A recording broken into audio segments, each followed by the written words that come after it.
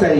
ওই বইটার মধ্যে লিখছে এত বড় খুনি রক্ত চোষা ছিল, রক্তের দাগ দেখলে আনন্দ করে ডান্স করত, লোকে রক্ত দেখলে ডান্স করতো, মানুষ মারতে পারলে ডান্স করে আনন্দ করত। কত বড় খুনিয়া, লক্ষ লক্ষ লাশ খায়। আর আমার এলাকার দেশের মানুষ এখনো কিছু কিছু মানুষ তার মায়ায় কথা বলে, কথা বলে। কত গেছে রে গেছে ভাই, উকি দিয়ে লাভ নাই। 6 মাস পরে একটু লাইট দিয়ে উকি দিয়েছে, 32 নম্বর জিরো হয়ে গেছে।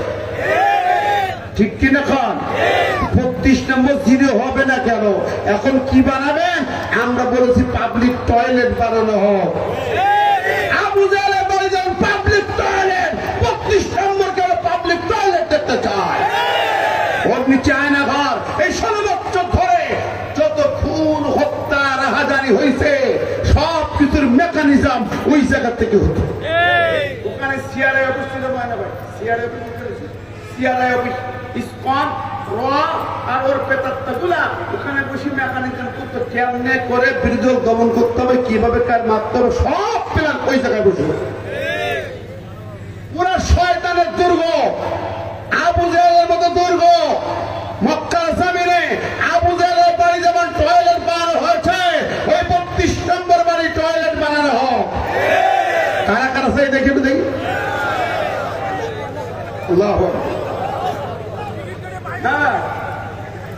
এটা মক্কা আমাদের উদাহরণ নাকি ভাই? মক্কা আমাদের হেডকোয়ার্টার, উদাহরণ তো সেটাই। ইন্না আউওয়ালা বাইতুন উযিয়া লিন-নাসি লাল্লাযী বিবাক্কাতা মুবারাকান ওয়া হুদাল লিল আলামিন। আল্লাহ বলেন মক্কার প্রথম ঘর কাবা শরীফ, পৃথিবীর প্রথম ঘর, এটাই বরকতময় ঘর, এটাই হলো পৃথিবীর মারকাজ। সুবহানাল্লাহ।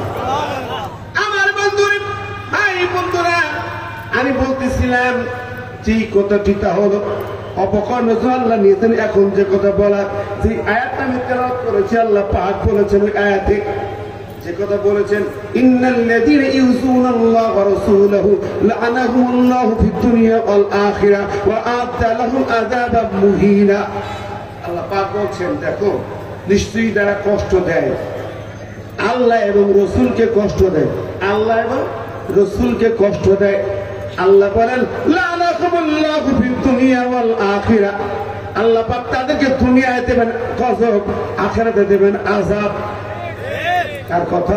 লা'নাহুমুল্লাহু ফিদ দুনিয়া ওয়াল আখিরাহ, দুনিয়া এবং আখিরাতে দুই জায়গায় আযাব গজব তাকে ধরবে, রিহাই পাবে না, কোন রকম লাইন নেই। আল্লাহ ওয়াদা করেছেন লা নুহলিকান্নাস জালিমিন। আল্লাহ বলেছেন আমি অবশ্যই অবশ্যই জালেমদের ধ্বংস করব। একটা জালেম রিহাই পাবে না। ইতিহাস ক্ষমা করে নাই, ফেরাউন ক্ষমা পায় নাই, নমরুদ ক্ষমা পায় নাই, ইমানের ঘোষণা দিয়েও ফেরাউন বাঁচতে পারে নাই। ঠিক না ঠিক? নমরুদ হামান কামানকেও পারে নাই, আবু জাহেলের গোষ্ঠীরও পারে নাই। ইতিহাস তাকিয়ে দেখেন, কোন জালেম কোন স্বৈরাচারের পতন হওয়ার পরে সে আর জায়গা দূরে যা, ফাঁসির মোষ না হলে মৃত্যুর করুণ মৃত্যু ছাড়া আর কিছুই ভাগ্যে জমে না। সুতরাং আল্লাহ পাক নিজে বলছেন কোরআনে লা'নাহুমুল্লাহু ফিদ দুনিয়া ওয়াল আখিরাহ। কাজেই আমরা অন্য এই বিষয়টা খেয়াল রাখেন। আমরা দেখি এখন আল্লাহকে কষ্ট কিভাবে দেয়। একটু তাফসীরে যদি যাই, ইন্নাল্লাযী ইউযুনাল্লাহা ওয়া রাসূলাহু, আল্লাহ এবং রাসূলকে কিভাবে কষ্ট দেবে। এখন ইউযুনা কিন্তু ফেলে বোঝাবে, কষ্ট দিচ্ছে, দিতে থাকবে কিয়ামত পর্যন্ত আল্লাহ এবং তার রাসূলকে। সেখানে আসছে তাফসীরে আসছে 3টি পয়েন্ট, অন্য তাফসীর 5টা পর্যন্ত কষ্ট দেওয়াটা। আল্লাহকে কষ্ট দেয়া, রাসূলকে কষ্ট দেয়া। 1 নম্বর হলো আল্লাহকে গালি দেয়া। আল্লাহকে গালি দেয়, এরকম গালি দেওয়ার লোককে আছে, আল্লাহরে গালি দেয়, আছে না নাই? বহু ব্যাখ্যায় যাব না। বাংলাদেশে পাঠ্যপুস্তক সংস্কার কমিশন রাখাল রাহা কি লিখেছে দেখছেন কিনা? ফেসবুকে দেখছেন, আপনার পত্র দেখেন নাই? রাখাল রাহা এইরা যারা আল্লাহর নামে যে নোংরা অসভ্য ভাষায় গালি দিয়েছে যা আপনি মুখে আনতে পারবেন না। এত নোংরা অসভ্য ভাষায় গালি দিয়েছে। ওই গালিব মিয়া নবীকে গালি দিয়েছেন, কটূক্তি করেছেন। বাংলাদেশের বুকে তো এই সময়, বর্তমান সময় বছরের মধ্যে উনি বুঝতাম তোর কিছু করার নাই। এখন কথা হলো সারা বাংলাদেশ আলেমরা যে বক্তব্য দিচ্ছেন, আমরা একই কথা বলেছি, এই অন্তর্বর্তী সরকার সেনাবাহিনী সবার দৃষ্টি আকর্ষণীয় যৌথ বাহিনী কোথায় আছে খুঁজে বের করে রাখা কোথায়, গালিব কোথায়? আমার নবী বলেছেন মান সাব্বা নাবিয়ান ফাকতুলুহু, যে নবীকে গালি দেয় ওকে কতল করো, ওকে হত্যা করা হয়। তাই আমার নবীকে গালি দিয়েছে, আল্লাহর নামে কটূক্তি করেছে, এদেরকে ক্ষমা করা যাবে না। ঠিক না বেশি কতল শুধু হবে না, যে পথ টেনে ছিঁড়ে কুত্তার খাবার বানিয়ে দিতে হবে। হাত তুলে দেখা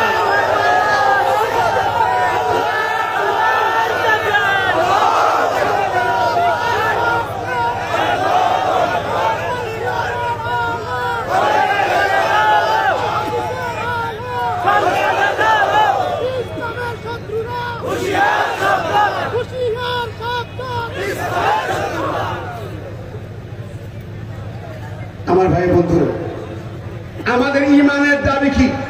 আমরা ইবাদত বন্দেগী গুলো করি কিন্তু লক্ষ্য উদ্দেশ্য বুঝি না, যে জন্য সমস্যা হয়।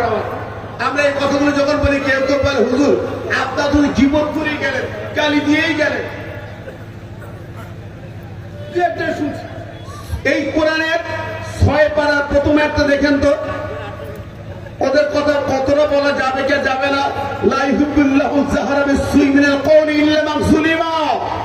আল্লাহ পাক খারাপ কথা বলা পছন্দ করে না, যারা জুলুম করেছে তাদের বিরুদ্ধে কথা বলা আল্লাহ ভালোবাসে। কিছু কিছু লোক কয় আরে মিয়া ফিরাও মারা গেছে আর বলতে পারে ফিরাউন তো মরে গেছে কত আগে, আল্লাহ কোরআনে এতবার বলল কেন? এতবার আল্লাহ কইছে কেন? হিসাব করেন প্রিয় হাজিরিন। আজকে যারা আল্লাহ রাসূলের বিরুদ্ধে উঠে পড়ে লেগেছে, যা ইচ্ছা তাই করেছে, এখন আর এই সুযোগ বাংলার মাটিতে কারো দেওয়া যাবে না।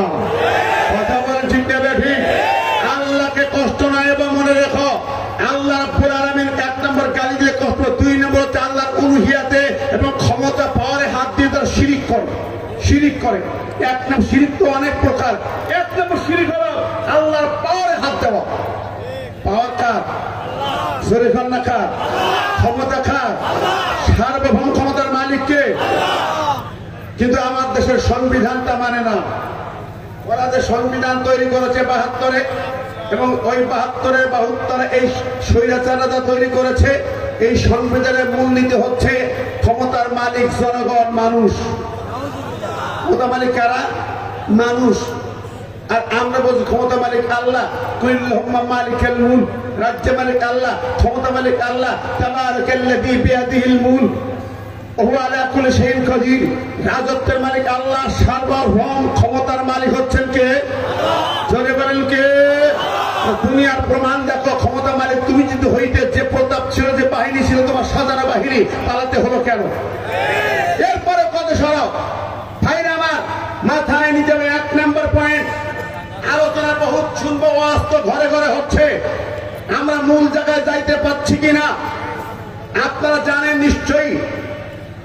এই সরকারের মধ্যবর্তী সময়ে বাংলাদেশ জামাত ইসলামের নিবন্ধন বাতিল করা হয়েছিল না হাইকোর্টে? আচ্ছা বলুন তো কি কারণে? রাজাকারের দল চাই, যুদ্ধপ্রতি দল, এই জন্য না?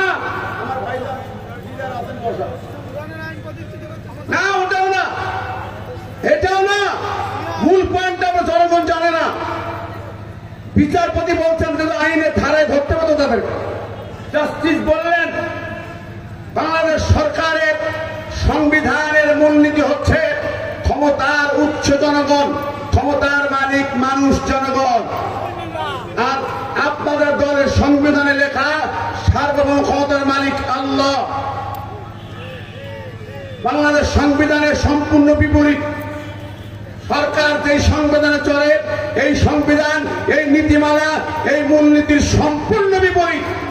যে কারণে এই সরকারের আইন সামনে রেখে আমি একজন জাস্টিস আপনার সংবিধানকে মেনে নিতে পারি না, তাই বাতিল করা হয়েছে। আমার ভাইরা আসল জায়গায় একটু যান না, মূল জায়গা দেখেন কোথায় আপনার ইমান কেটে সেটে জিরো করে দিয়ে গেছে। ওই সরকার স্বৈরাচারেরা গোটা জাতির ইমানকে কেটে বাতিল করে দিয়ে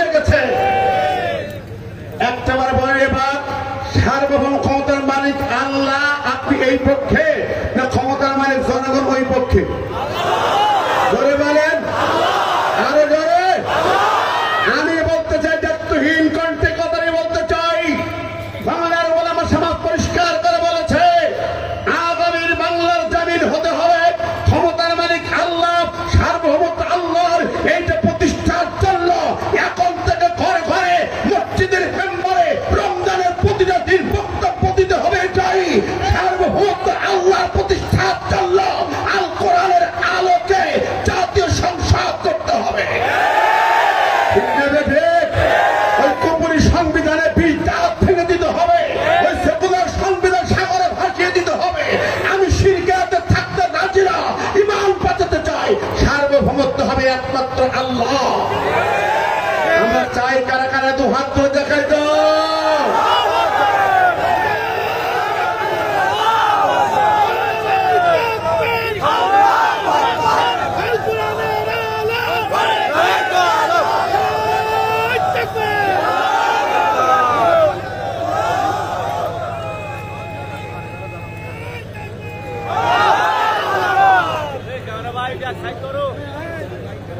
শোনেন ভাইয়ের আমার, এই কথাটি আমি সেদিন বিশাল এক সম্মেলনে বলেছি, আজকেও বলতে চাই। সচিবুরবাসী, সাতক্ষীরাবাসী একটি কথা মেন পয়েন্টে বলে যাই।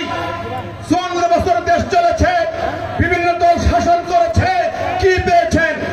চুরি, লুটপাট, ডাকাতি, ছিনতাই, হাইজাক, ইফতিজি, জেলেবেবিচার, ধর্ষণ, সুদ ঘুষ, মদ গাঁজা, জুলুম, খুন, হত্যা, রাহাজানি। একটা জায়গায় স্বস্তি শান্তি পান নাই। সোনার বাংলা করতে এসে সবাই লুটপাট করে চলে যায়, সবাই খুন রাহাজানি করে বাড়ি যায়। আমার ভাইরা, আমি বলতে চাই একটি কথা, ও জাতির মানুষেরা, একবার মাত্র 54 বছর তো বিভিন্নবার বিভিন্ন দলকে দিয়েছেন, একটা বার কোরআন ওলাদের হাতে একটু ক্ষমতা দেন। একবার কোরআনকে পাঠান, কোরআনে আলেমদেরকে পাঠান। চ্যালেঞ্জ করে বলছি, বাংলার জমিনকে সোনার বাংলা করতে 5 বছর লাগবে না, 1 বছরের ভিতরে বাংলার জমিন সোনার জমিনে পরিণত হবে। ঠিক না? ঠিক কিভাবে হবে? মুহাদ্দিস রবিউল বাশার যাবে, মুহাদ্দিস আব্দুল খালেক যাবে, কাজী ইব্রাহিম সাহেব যাবে, আল্লামা তারিক মুনার যাবে, শাইখুল হাদিস আল্লামা মামুনুল হক, ডক্টর মিজানুর রহমান আজহারি, মুফতি আমির হামজা, ইনায়েতুল্লাহ আব্বাসী, কামালউদ্দিন জাফরি, শেখ জামালউদ্দিন সহ বাংলার বর্ষিয়ান মনির হোসেন কাজী হেফাজতের আলদুর ইসলামাবাদী এই আলেমদের হাতে একটা বার ওই জায়গায় পৌঁছে দেন। কোরআন নিয়ে যাবে বাংলার জমিনে। 24 ঘন্টার ভিতরে চুরি দুর্নীতি বন্ধ হবে।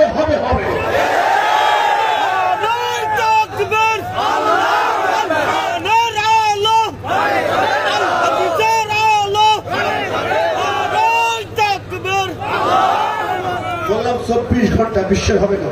হুজুর কোন কি 24 ঘন্টা সম্ভব? 24 ঘন্টা সম্ভব, 24 ঘন্টা লাগবে না। আমি একটা উদাহরণ দেই, 3টি পয়েন্টে হাত দেবো, 3টি পয়েন্ট, বেশি না। কয়টা?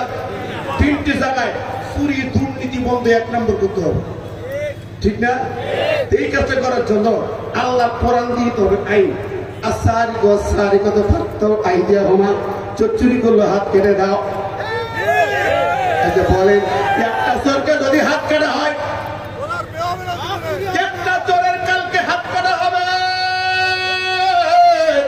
আর গোটা বাংলার জমিনকে দেখানো হবে লাইভ দিয়া, টেলিভিশনে, ফেসবুকে, গোটা পৃথিবী দেখানো হবে। দেখো এই যে দরবেশ তার হাত কাটা হলো।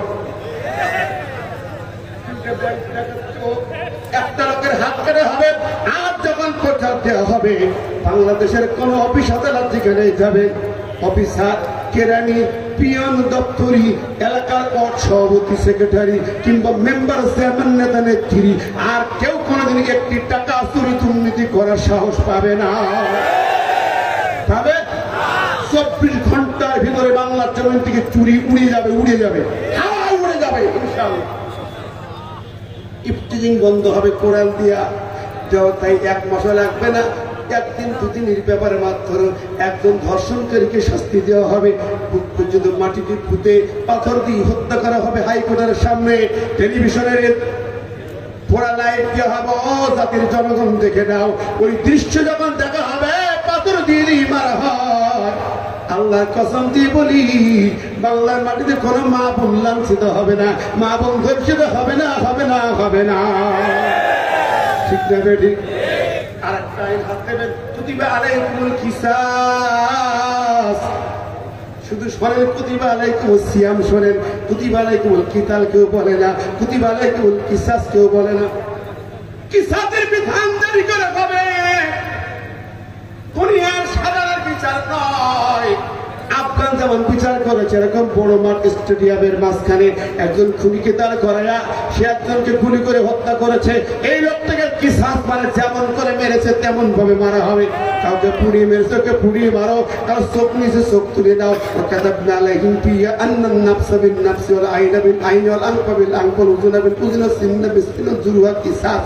যেমন আঘাত তেমন প্রতিশোধের নাম কিসাস। ওই মাঝখানে দাঁড় করে তার ছেলে তার স্ত্রী জানা হলো, পিস্তল আর বন্দুক দেওয়া হলো, কোনটা দিয়ে পারো? তোমার বাবাকে হত্যা করেছে গুলি করে, তোমার স্বামীকে হত্যা করে গুলি করে, এই নাও মেশিন, এই নাও রাইফেল, এই নাও রিভলভার, এখন গুলি করে তার বুকটা ঝাঁঝরা করে দাও। গোটা পৃথিবীকে দেখায়া একজন ব্যক্তিকে হত্যার দায়ে কিসাস জারি করেছে, গোটা আফগানের খুন হত্যা একেবারে জিরো হয়ে বন্ধ হয়ে গেছে। আমেরিকা চমকে উঠেছিল, জাতিসংঘ আতঙ্কিত, আমরা আতঙ্কিত হয়ে গেল। আমেরিকাকে তালেবান সরকার বলল 19 বছর ধরে আমার বাবা ভাই লক্ষ লক্ষ খুন করেছে, বোম মেরে মেরে, তার জবাব দাও, তারপর জবাব দাও। এইভাবে যদি বিচার করার 2-3টে বিচার বেশি লাগবে না, এই 3টা জায়গায় যে হাত দেওয়া হয়, বাংলাদেশ সোনার বাংলা থেকে 6 মাস লাগবে। আফগান সোনার আফগান হয়েছে কোরআন দেওয়া 6 মাস, 6 মাসের সোনার আফগান। 1 বছরে আফগানের ডলারের দাম এত বেশি, আমেরিকার ডলার চেয়ে আফগানের টাকার দাম বেশি। বলে বলেন না সুবহানাল্লাহ। বাংলার জনগণ, মা বোনরা ইজ্জত হারাবেন না। আর ওই সমিতির দাঁড়িয়ে কোন সুতি লোন নেওয়া লাগবে না, সব বন্ধ হয়ে যাবে, ফিরি ফিরি লোন পাবেন। কোরআনকে একটাবার পার্লামেন্টে পাঠান, কথা বলেন। সুতরাং বাংলার মাটি থেকে চুরি ডাকাতি ছিনতাই বন্ধ করতে, মা বোনদের ইজ্জত রক্ষা করতে, খুন খারাপি বন্ধ করতে, সুদ ঘুষ রাজধানী বন্ধ করতে হলে ওই চাঁদাবাজি, টেন্ডারবাজি, শয়তানি, বদমাইশি বন্ধ করতে হলে আল কোরআনকেই নিতে হবে পার্লামেন্টে। এর বিকল্প কিছু আছে? সুতরাং ঘরে ঘরে জোট পেতে একটা কোরআনের রাষ্ট্র কায়েমের জন্য এগিয়ে যেতে হবে। কারা কারা রাজি আছেন তো হাত তুলে দেখা।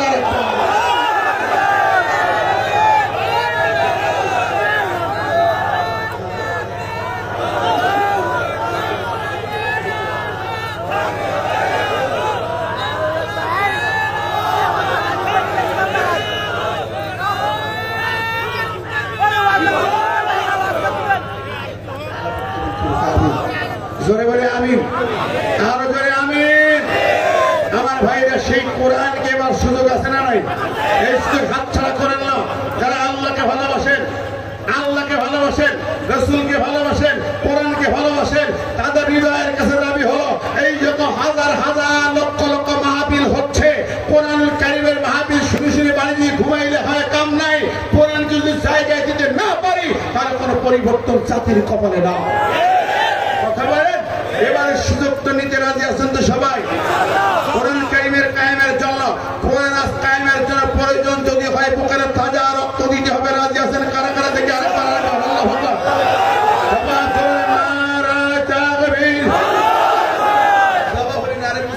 একটা ভারতের পাবলিক দিল, মোদীর রাজপ্রাসাদ কাঁপে, এত মানুষ সজীবর পানি ভুলে গেছে নাকি?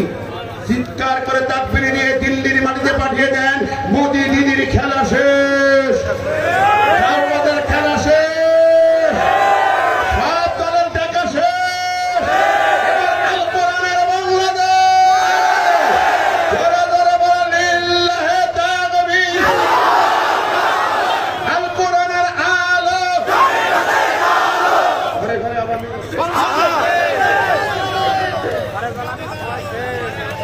জ্বালাবেন কোন জায়গায়?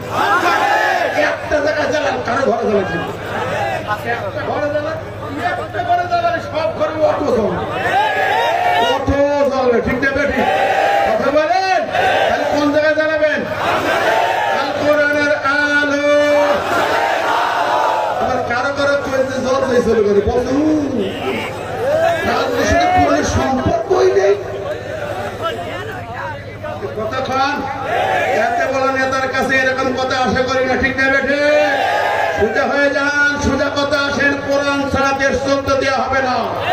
কথা বলেন, নৌশতিকের আইন চলবে না, হেগেল কাল নাৎসির আইন চলবে না, বাপ দাদার আইন চলবে না, আল্লাহর আইন ছাড়া বাংলার মাটিতে আর কোন আইন চলতে দেওয়া হবে না, হবে না।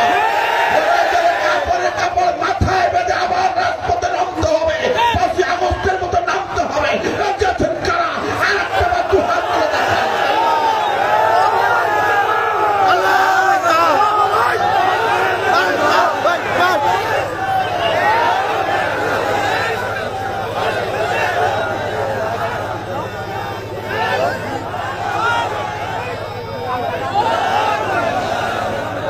সত্যি রাজি আছেন তো সবাই?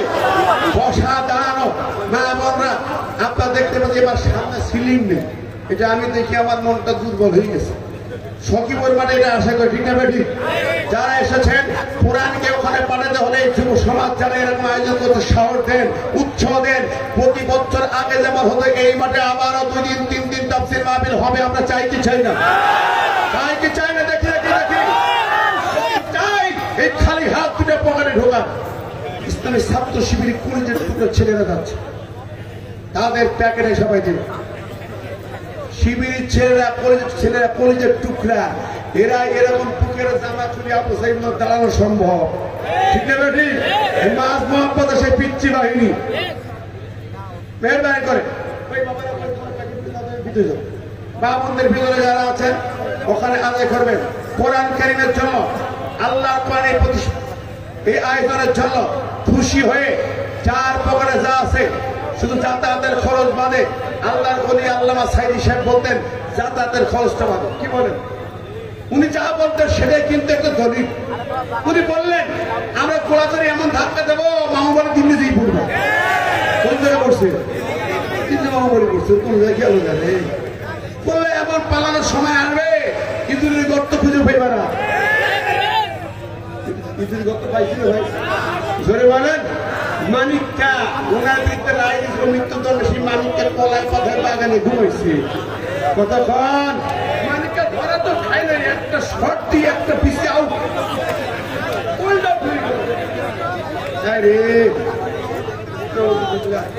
কি কারবারটা হইল নাকি ভাই?